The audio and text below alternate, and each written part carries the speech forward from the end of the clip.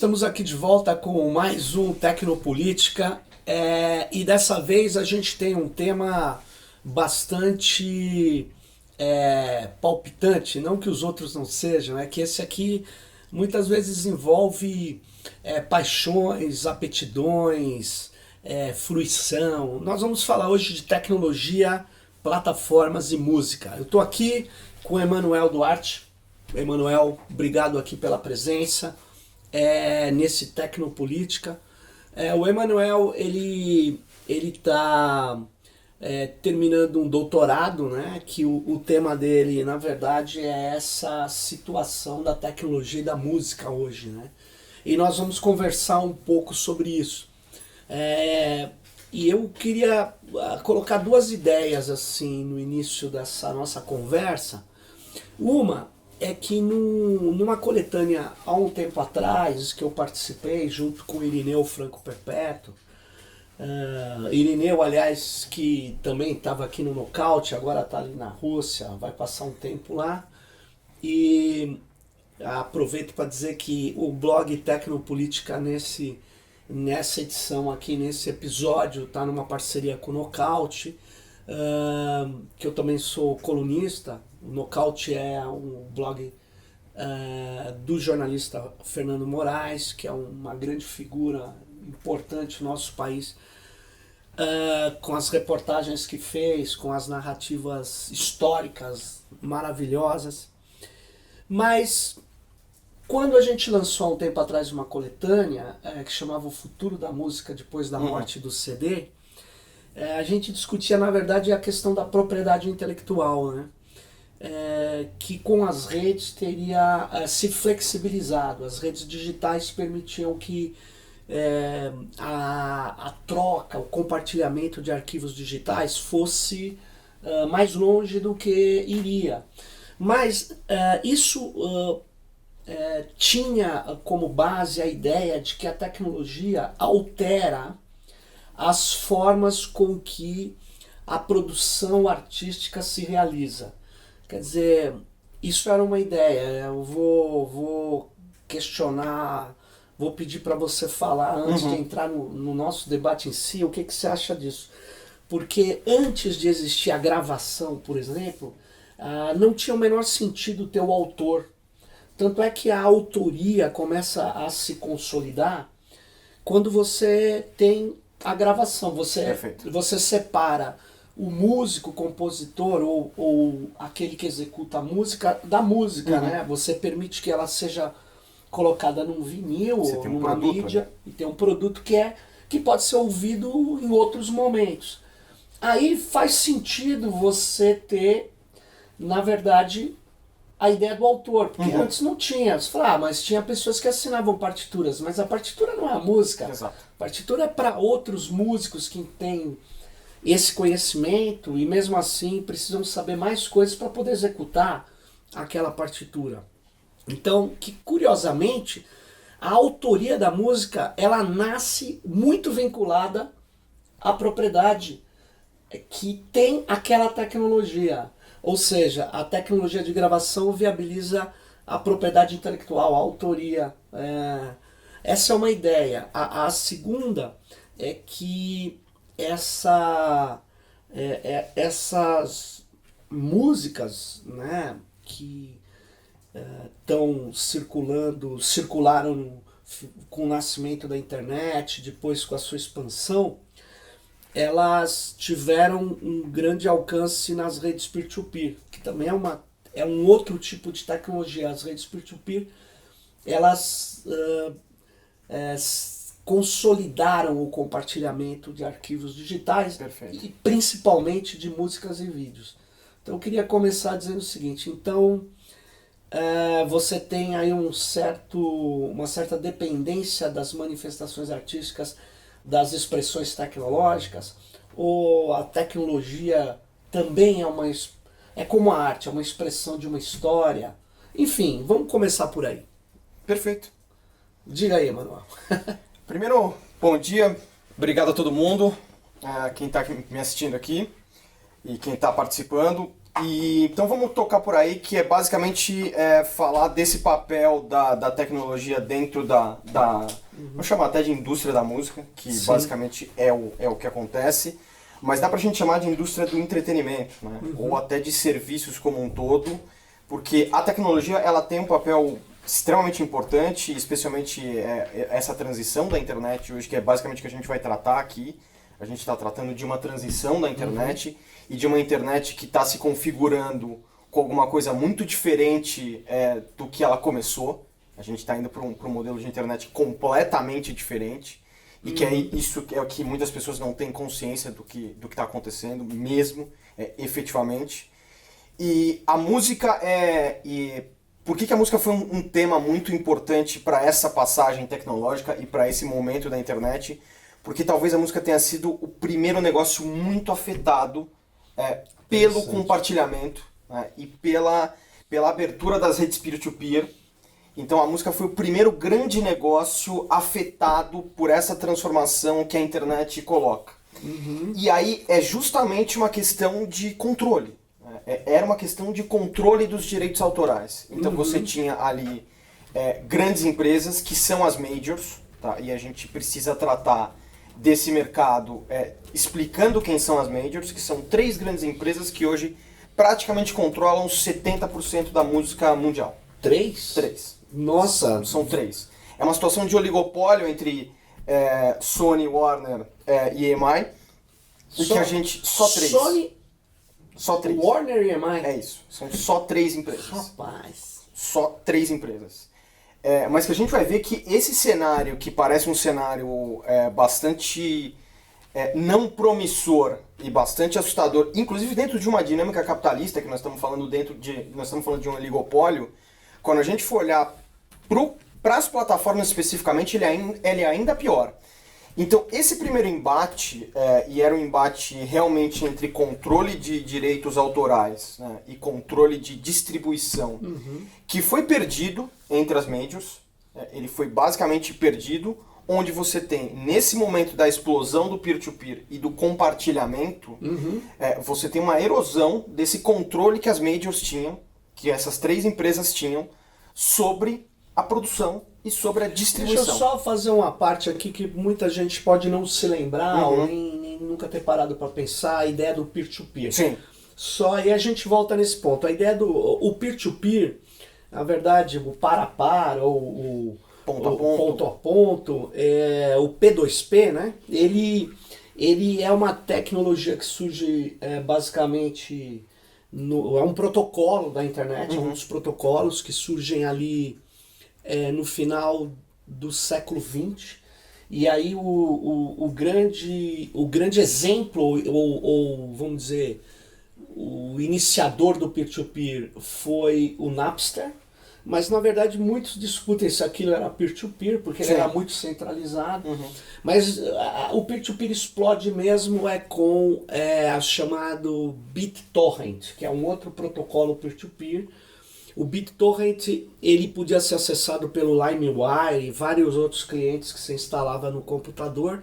E ele, na verdade, é sensacional, porque quanto mais pessoas baixam uma música que elas estavam procurando, elas, além de baixar no seu computador a música, elas passam a ofertar para outros que a procuram também.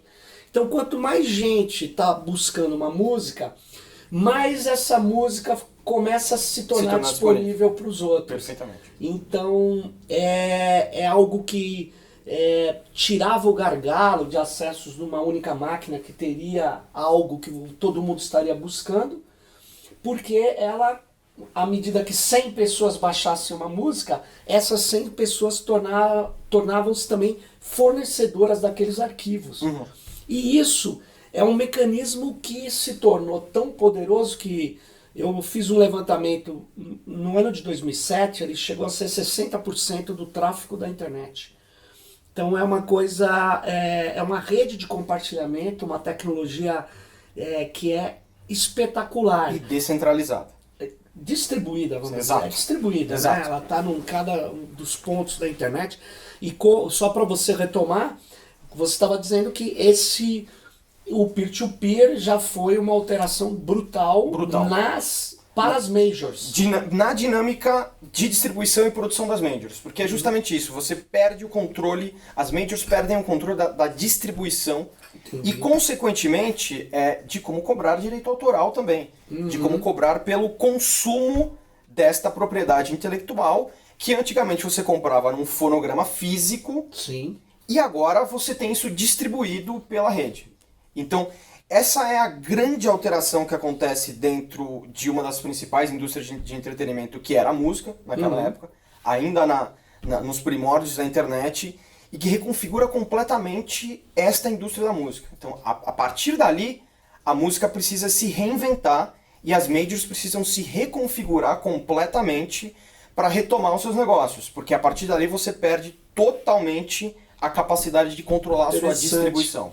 Tem uma cena no filme A Rede, esse filme que fazia a história do Zuckerberg, o nome deve ser esse.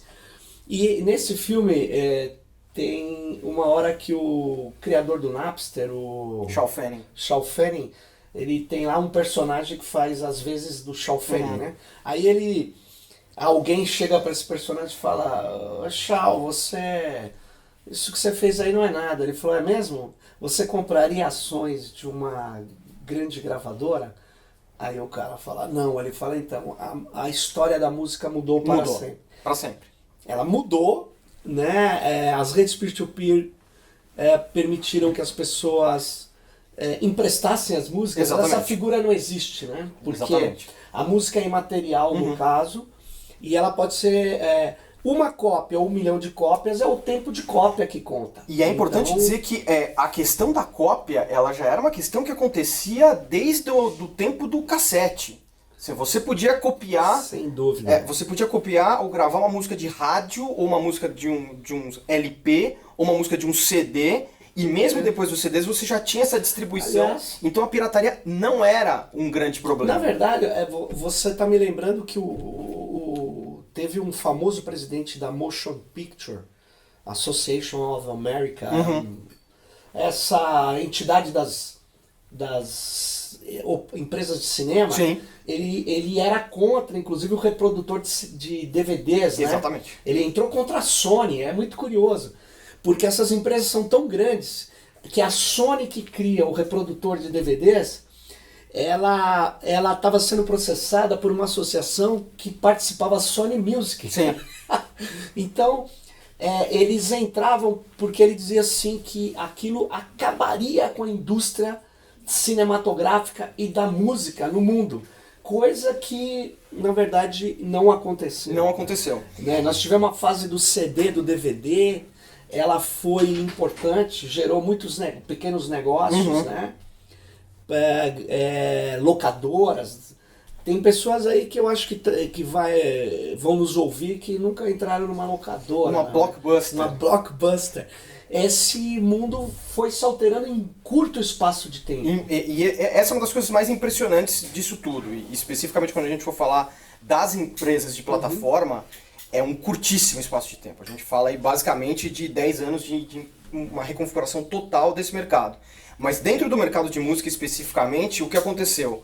Quando as majors perdem o controle da produção, também, e esse é um ponto importante, porque você, com a internet e com a tecnologia, você consegue gravar na sua casa com a mesma qualidade que você vai ter dentro de um estúdio profissional hoje. Então você consegue ter esse equipamento muito barato, então você grava na sua casa e você distribui a sua música livremente na internet. Então isso é o que passa a acontecer, além da distribuição de músicas que já são das majors, e reconfigura totalmente o negócio da música. Por quê? Porque as majors essas grandes empresas passam a não lucrar mais com a venda de fonogramas da maneira que elas lucravam. E a grande parte da receita das majors vinha da receita de fonogramas. A partir daí, a gente tem um hiato onde a indústria da música começa a perder muito faturamento. E aí a gente precisa lembrar que empresas como a Sony tem a Sony Music dentro do seu braço, dentro do seu guarda-chuva de negócios.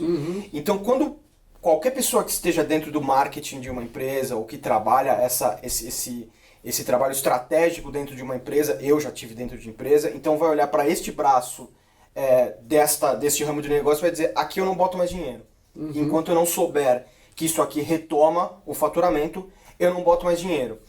E aí o que aconteceu foi que essas empresas foram diminuindo de tamanho, a indústria da música diminuiu de tamanho e isso abriu, e aí vem onde a internet abre uma possibilidade incrível para os artistas independentes. Mas eles, só para ver se eu estou entendendo, você está dizendo que a indústria diminuiu. Exato. Mas não a produção musical e a circulação. De maneira nenhuma, pelo contrário. Pelo contrário. Uhum. Parte, inclusive, do que é uma fala que eu trago do David Byrne, que é o ex-vocalista do Talking Heads, que fala justamente sobre isso, que uma das coisas que ele diz é que este é o momento de maior criatividade, Perfeito. que o maior número de artistas produzindo coisas absolutamente diferentes e distribuindo livremente na internet. Impressionante. Porém, esta música já não chega mais da maneira que chegou há 10 anos atrás na mão dos consumidores. Porque você hoje tem uma centralização muito maior do que o que a gente tinha nas majors. Então, neste momento, o que acontece? Quando a internet abre essa possibilidade de um surgimento de toda uma cadeia de independentes que ficava à margem completamente dos negócios, tá? Porque a grande vantagem de você estar numa gravadora é que você tem os canais de distribuição e os canais de exibição. Então, por exemplo, qual é a vantagem de eu estar na Som Livre? A vantagem de eu estar na Som Livre é que eu estou dentro do braço Globo. Então, se eu estou dentro do Brasil, eu estou dentro da Som Livre, estou dentro do braço da Globo, eu vou estar na novela, eu vou estar no programa da Fátima, eu tenho uma capacidade de exposição e de maior consumo muito maior do que um artista independente. A internet reconfigura isso. Então, a internet dá para esse sujeito que é independente a possibilidade de produzir, de distribuir e de falar com o consumidor dele diretamente. Interessante, você sabe, aí que explodem coisas como... A internet eu acho que está muito vinculada à explosão do... Você lembra? Móveis Coloniais de Acaju? Móveis Coloniais de Acaju. Que era uma música enorme. Exato. Que não tem a lógica da... Uma banda muito grande que não tem a lógica da gravadora, né? Definitivamente não tem a lógica da gravadora, trabalhando com um gênero que não é tão popular, que é o ska. É uma coisa bastante singular ali, porque você tem um gênero que na verdade trabalha o ska com música brasileira, então eles são uma fusão disso, eles se chamam de feijoada búlgara. É um negócio muito louco. E o Móveis é um dos expoentes dentro do mercado nacional, dessas possibilidades emergentes que aparecem com essa reconfiguração da internet. Porque aí o Móveis ele fala, bom, beleza, então eu produzo a minha música, eu falo com o meu consumidor, eu distribuo na internet, eu crio a minha empresa e eu tenho finalmente a chance de não concorrer, mas pelo menos de ter uma possibilidade de viabilizar um negócio de uma maneira que se você não tinha anteriormente. Outro exemplo que até um amigo nosso estudou lá na Federal do ABC, o produtor, que é o Teatro Mágico. O Teatro Mágico é impressionante. E é isso. E ele explode na rede, ele distribui suas músicas como Móveis. Exatamente. E como um fenômeno, como é que você acha que tem a ver o Tecnobrega com isso? Ou ele é um roteiro... O Tecnobrega é um pouquinho antes, mas o Tecnobrega entrega algumas bases para isso, que basicamente são artistas independentes que fazem a distribuição deles até por CD, porque eles têm coisas na internet, exatamente, e se utilizam desse mercado informal para fazer a distribuição. E é basicamente quem entrega as bases para esse mercado que se formou e que cresceu, né, muito rapidamente, e cresceu junto com vários outros fenômenos da internet. Que aí quando a gente chega, por exemplo, em 2006, que você tem o lançamento do YouTube, e esse é um acontecimento bastante importante para toda a história da internet, e que vai... E para música. Para música, e que vai reconfigurar totalmente os negócios, porque você vai a partir daí ter uma criação de uma empresa que hoje é uma das 5 maiores empresas do mundo.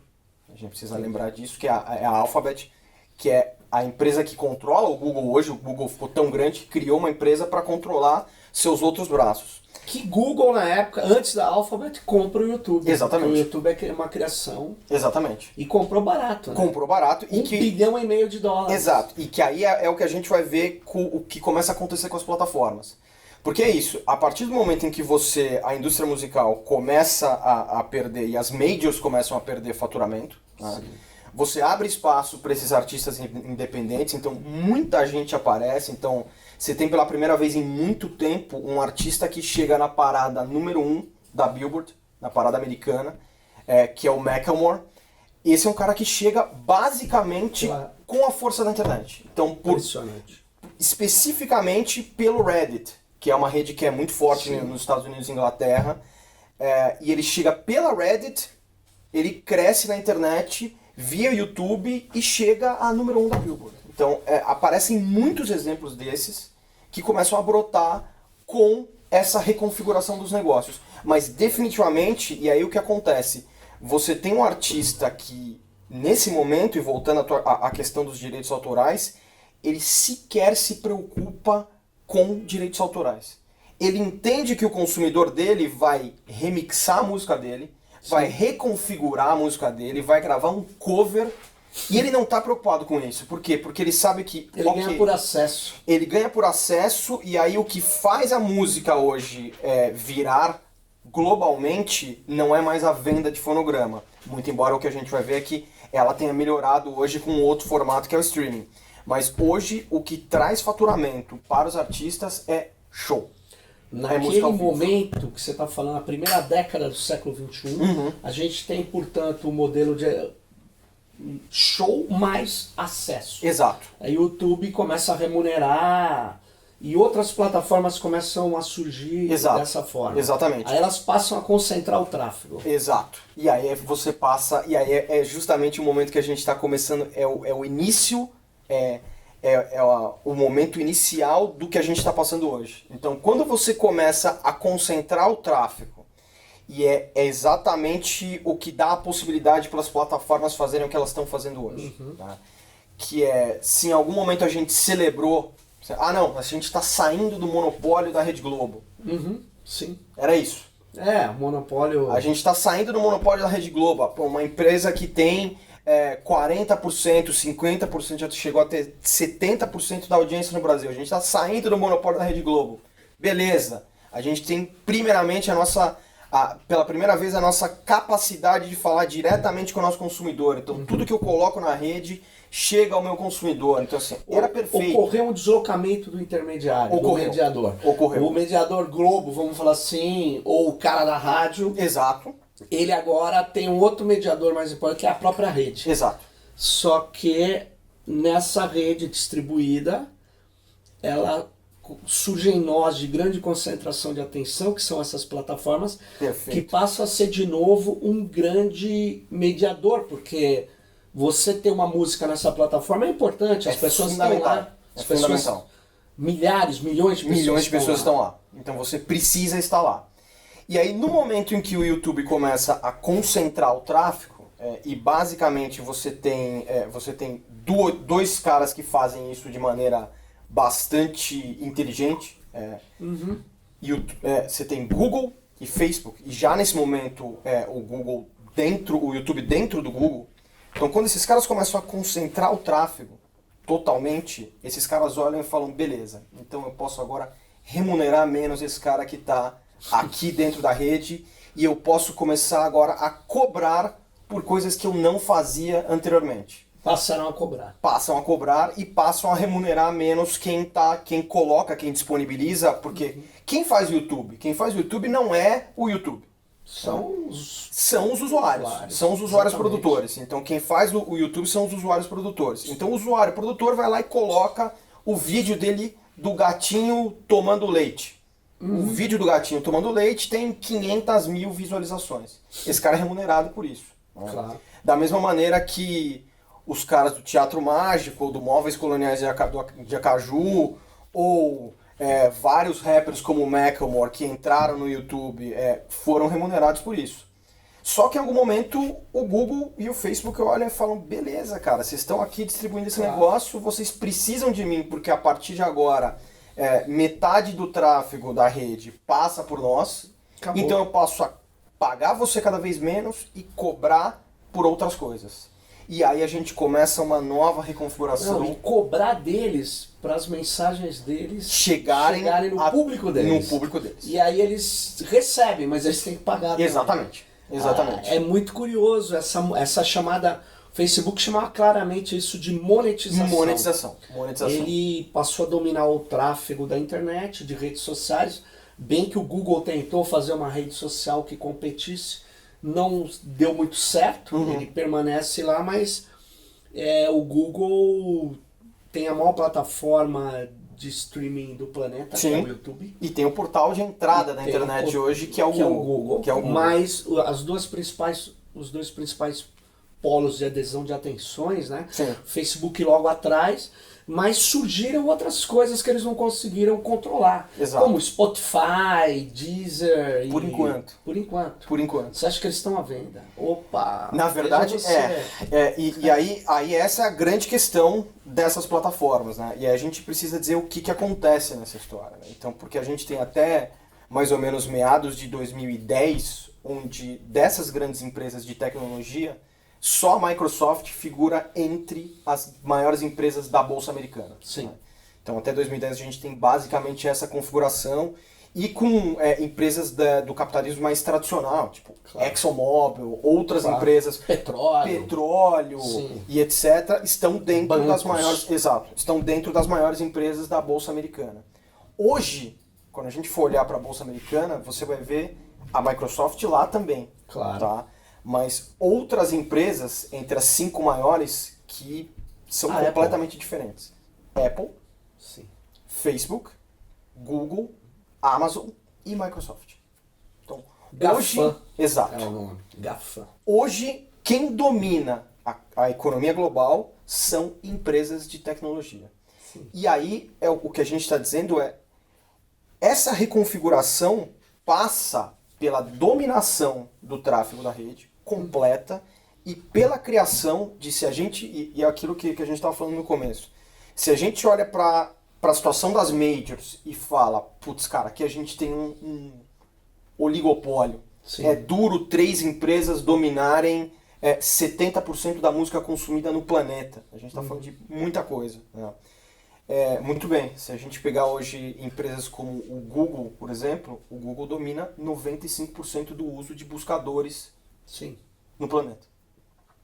Há uma concentração absurda. A economia da internet é uma economia de rede e ela está gerando, você estudar melhor isso, mas vários monopólios.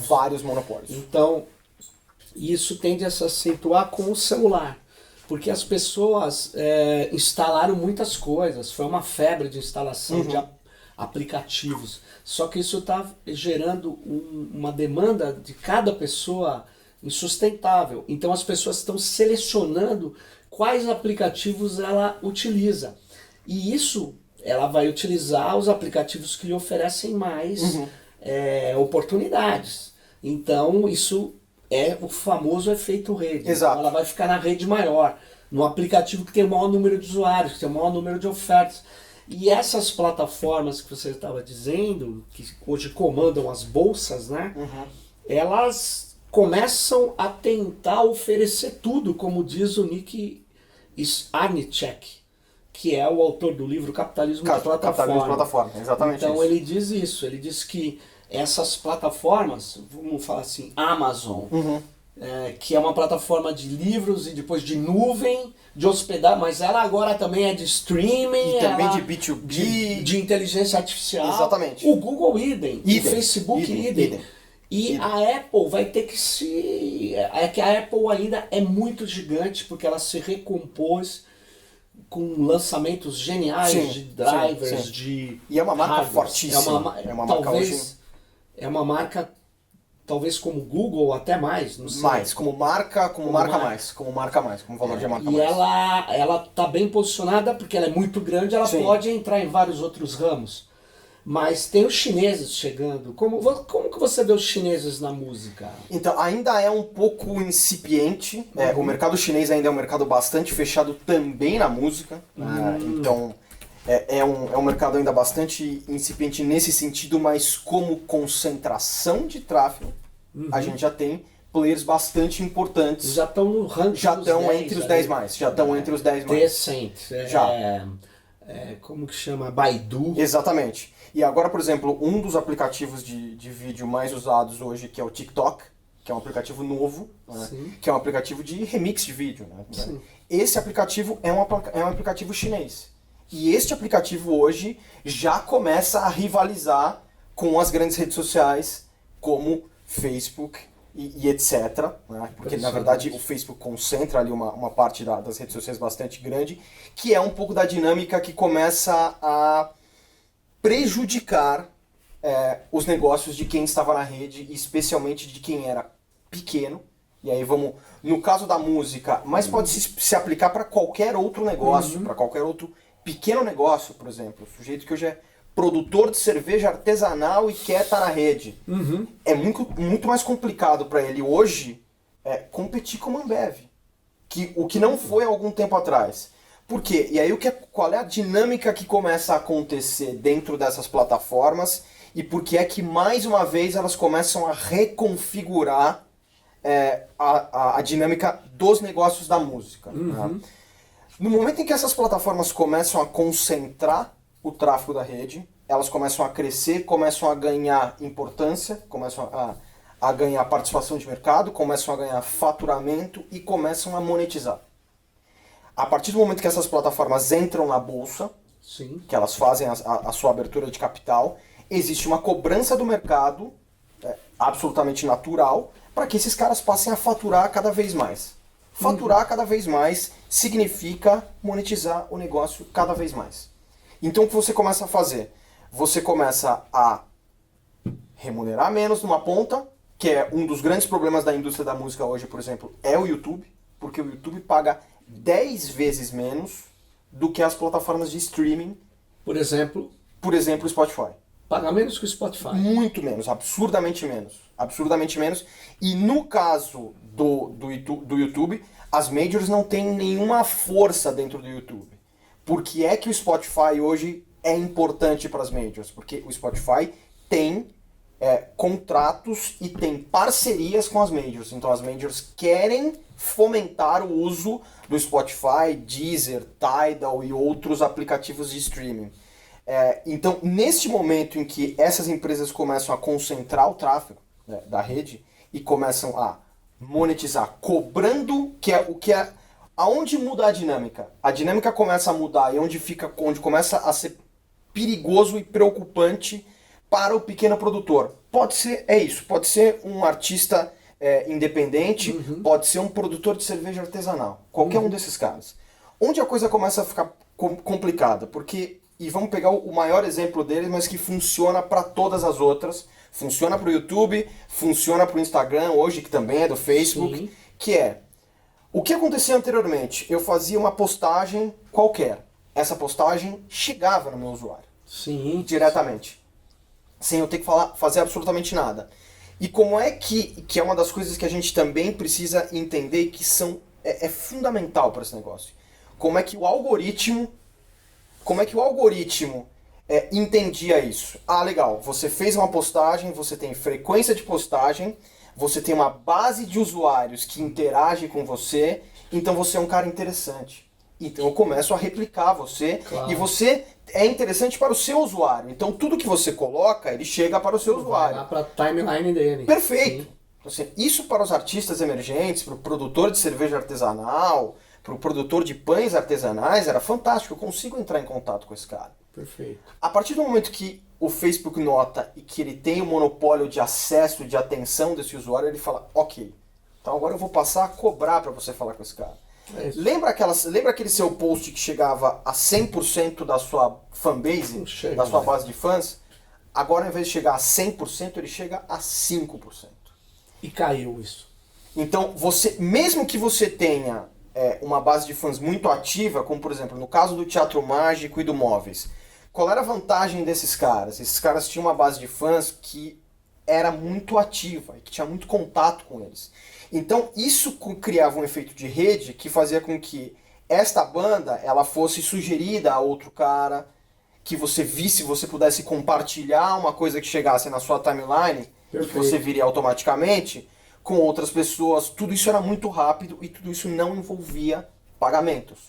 Hoje, o alcance médio de uma postagem no Facebook é de 5% da sua base de fãs, do cara que vai lá e deu curtiu na sua página. Se você postou alguma coisa, ele chega a 5%. No máximo. No máximo. Isso se for perfil. Se for página, eu acho que é menor. Exatamente. 2, 1%. Hoje o alcance médio das postagens pagas do Facebook está chegando a 30%. Então se você quer chegar a uma parte da sua fanbase hoje, da sua base de fãs, você precisa pagar para isso. E aí você começa de novo a reconfigurar os negócios. E aí que entra quem tem capital, Exatamente. as majors. Exatamente. Então a vantagem hoje eu estar no hall ali do catálogo da major, porque ela vai bancar. É exatamente E isso. quem não tá vai amargar. Exato. E da onde o Facebook vê as receitas mais fáceis? O Facebook vê as receitas mais fáceis de olhar para, onde uma empresa como, por exemplo, a Coca-Cola investe em publicidade? Na Globo, na Veja e etc. Não, cara. Tire seu dinheiro aí da Veja, da Globo e dá para mim. Eu faço a sua publicidade de maneira mais segmentada, mais precisa, mais direta ao seu consumidor. Então, o Facebook e o YouTube e as outras plataformas redirecionam esse dinheiro de publicidade que estava nos meios tradicionais e trazem para eles. Então, isso mexe, inclusive, com os outros mediadores, como, por exemplo, a Globo. A Globo perdeu muito dinheiro de publicidade. Claro, e toda a publicidade da Ásia, ela é menor do que a publicidade que os Estados Unidos paga ao Google hoje. O Google já é a maior plataforma de publicidade e logo em seguida essas todas plataformas disputando.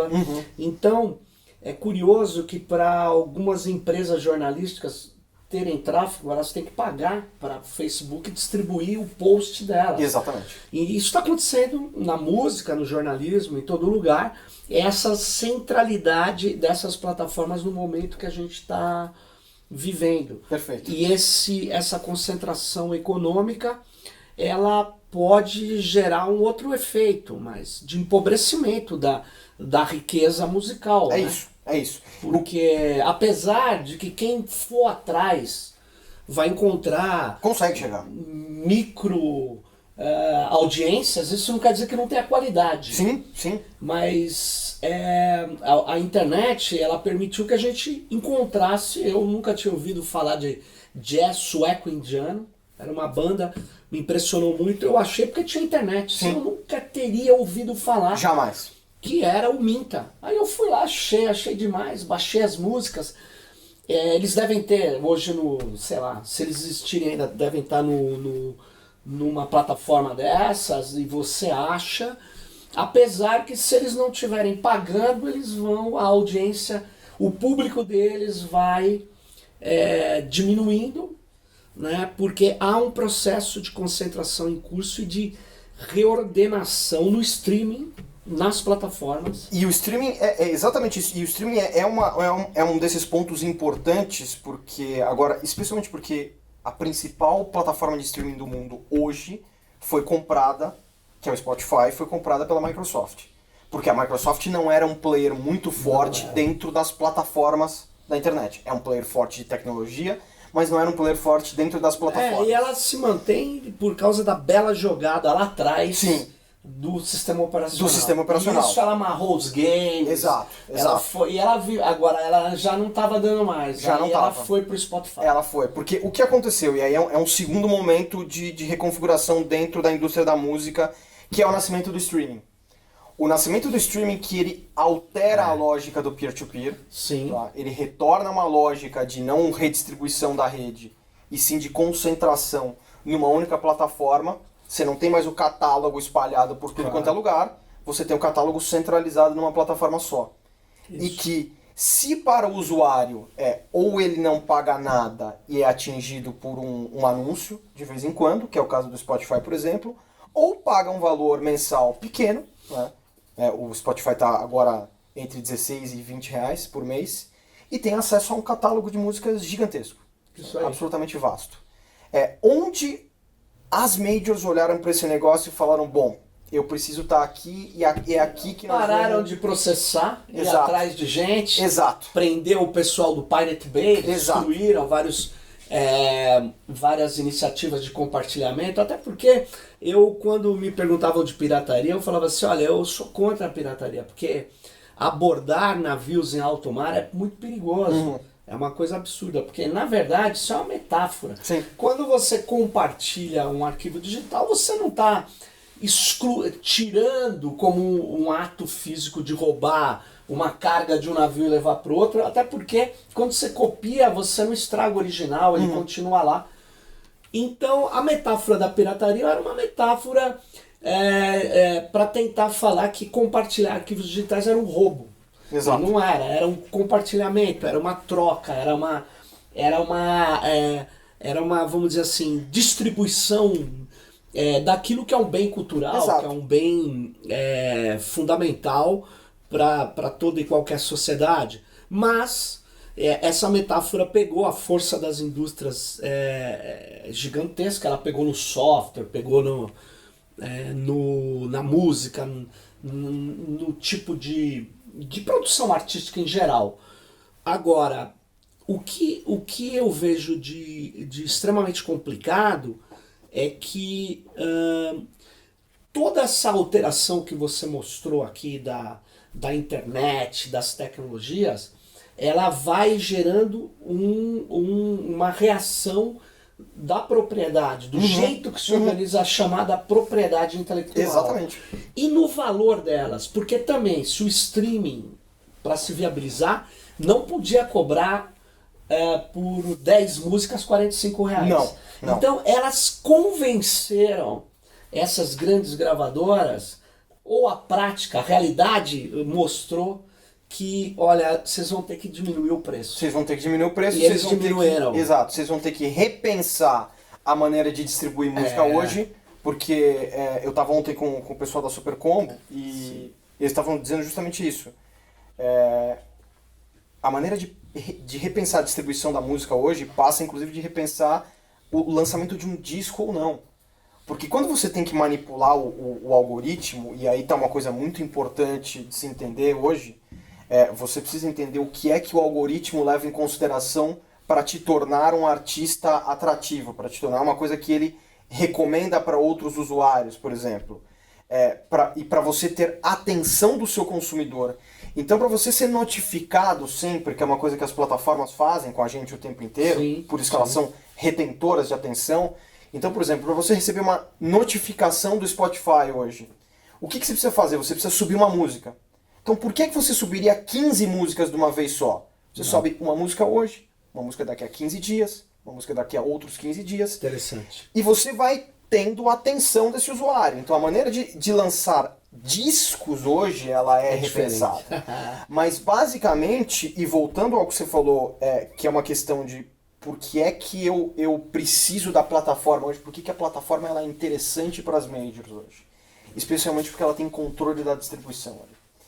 Então, neste momento, o que acontece? Eu sei exatamente quantos usuários acessam essa plataforma, quantas pessoas ouviram essa música, eu tenho uma remuneração automática. Então, a partir do momento que eu vou lá, entro no Spotify, ou no Tidal, ou no Deezer, ou no iTunes, qualquer plataforma dessas, eu vou lá e ouço uma música, você tem essa contabilização automática, e eu sei que eu vou receber $0,001 para cada clique desse. Mas a plataforma tem a centralização dessa distribuição de novo. Então, assim, por isso é importante para as majors estar dentro dessas plataformas hoje. Impressionante. E por isso que as majors hoje fecharam contratos de distribuição e fecharam parcerias com essas plataformas. Então, a major, se você pegar parte do que a gente está trabalhando, por exemplo, dentro da tese, um dos discursos de alguns executivos das majors, inclusive da Som Livre, por exemplo, me interessa muito que esta plataforma hoje seja hegemônica. Então, eu quero que o Spotify cresça, eu quero que o Deezer cresça, eu quero que o Tidal cresça, porque eu consigo ter ali um controle E aí voltamos a um pouco do que o Facebook entrega, que é a possibilidade de segmentar, de falar com o meu usuário e se eu tenho capacidade de pagar, de eu atingir esse usuário com um anúncio, com qualquer coisa que capture a atenção dele. Então, nessa reconfiguração dos negócios, para as majors voltou a ficar interessante estar dentro das plataformas. A única plataforma que incomoda as majors hoje, é um pouco do que a gente está tratando na tese, é o YouTube. Porque o YouTube não tem ainda contrato com absolutamente ninguém, não lhe interessa ele nesse momento, ele é grande demais e ele sabe, você precisa estar aqui. Então, nesse momento, o YouTube não é interessante. E ele viabiliza coisas ainda dentro dele, né? Ele viabiliza coisas como o canal do funk no Brasil. Exato. O Condzilla. O Condzilla, que é hoje o quarto maior canal do YouTube. Quarto maior e ele... Global. Sim, ele ao invés de tentar competir com o YouTube, ele criou um canal e transformou uma cena da música um pouco difícil. Ele transformou em algo extremamente visível, rentável para ele. Então é impressionante o que o Condzilla conseguiu fazer. E acho que, por outro lado, isso não só reforça também esse poder das plataformas, né? É curioso isso. Você vê alguma possibilidade de superação disso? No momento é bastante complicado. Imediato, não. No futuro imediato, não. A gente tem alternativas. Existem alternativas. Então, existem algumas coisas que estão aparecendo hoje com uma plataforma chamada Bandcamp, que é uma plataforma também de streaming, é uma plataforma também de download, é uma plataforma também de venda para os artistas, que essa plataforma ela é gerenciada por uma comunidade de artistas. Interessante. Então ela remunera muito melhor o artista e ela está disposta a tomar decisões junto com os artistas. Muito legal isso. Então isso para os artistas independentes é uma plataforma que eles deveriam apoiar. Então é uma plataforma que eles deveriam incentivar, né? Até o momento em que o Bandcamp continue sendo independente, porque parte da lógica das plataformas hoje, e é onde a gente está num momento bastante sinistro até, é que essas plataformas, e aí vamos pegar de novo o exemplo de uma dos mais clássicos, que é o Facebook, que é um momento que esses caras estão, que é, se eu não posso te comprar, eu te copio. Sem dúvida. E nada acontece Fizeram comigo. isso com o Instagram. Fizeram isso com o Snapchat. Né? Sim, o Instagram, copiou o Snapchat. Aliás, ele copiou não só no Instagram, depois ele copiou no Facebook, depois ele copiou no WhatsApp, que são todas as plataformas do Facebook. Então isso é uma coisa impressionante. E aí, hoje, a força que esses caras têm dentro, inclusive, de órgãos governamentais dos Estados Unidos, ela é tão forte que nada aconteceu até esse momento. Vai ser um pouco maior por causa da justificativa de ter essas grandes plataformas para enfrentar os chineses. Exatamente. Então agora que você vai ver que essas plataformas elas usam o seu poderio, o seu capital para poder fazer valer a posição que elas têm numa geopolítica hoje que é do controle dos dados. Exato. Né? Controle dos fluxos. E isso vai dar muito pano para manga, mas uma coisa é certa, sempre vai existir alternativas, né? Tem, existem. Agora, o fato é que o capital é muito poderoso, né? Eles se estruturaram, a rede é tendente ao monopólio, nós percebemos que é preciso continuar tentando fazer grandes articulações, essas articulações, como você falou, federadas, elas podem fazer o efeito que eu chamo o efeito Wikipedia. A Wikipedia, por incrível que pareça, ela está entre as 10 maiores audiências do mundo e ela é uma prática colaborativa. Exatamente. Que não visa o lucro.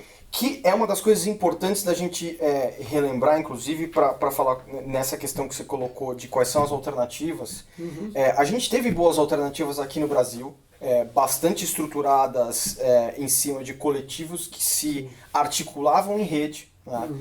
E por algum tempo e a gente pode até chamar de um apoio incipiente do Ministério da Cultura, mas um apoio que existia e que deu para a cena independente dentro do Brasil uma possibilidade de se articular de maneira coletiva nacionalmente, criando uma rede de festivais que hoje ainda está viva.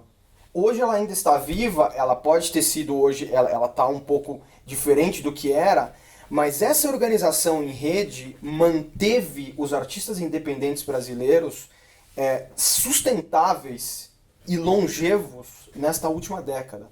Então, isso é parte do que precisa acontecer, porque o que vai acontecer agora? Se você quer estar no Facebook, você precisa estar no Facebook, você precisa estar no YouTube, você precisa estar no Instagram, e para isso você vai precisar pagar alguma coisa. Então, se você estiver dentro de um coletivo, pelo menos você tem um poder de utilizar essa articulação em rede para estar na rede, né? E para poder se fazer ouvir de uma maneira um pouco mais forte. Então, para os artistas, isso é uma das coisas fundamentais. As cenas brasileiras precisam se rearticular. Ou seja, tem um espaço na rede aí de rearticulação, tem um espaço para plataformas colaborativas, para ação do comum. Muito legal. Nós vamos ter que ir encerrando aqui mais um Tecnopolítica. Nesse episódio nós tratamos aqui de música, tecnologia e plataformas. Enfim, como o capitalismo tenta engolir, se reinventar o tempo todo, como Midas que coloca o dedo e faz virar ouro. E, na verdade, também nas redes há muita reação, muitas possibilidades, mas isso não é só conversa, isso tem que ser prática também. E eu agradeço aqui, Emanuel, por ter trazido essas informações, essa reflexão para nós aqui do Tecnopolítica. Foi muito legal, muito importante. E parabéns, vai defender o doutorado, boa sorte. Obrigado. É que eu sou orientador dele, então esse cara é bom, mas ele vai ter que... vai ser duro ali o debate, mas vamos lá. Até o próximo episódio, Tecnopolítica.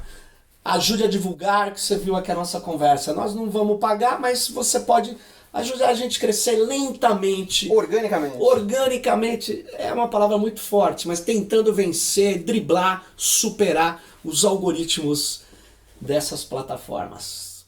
Abraços.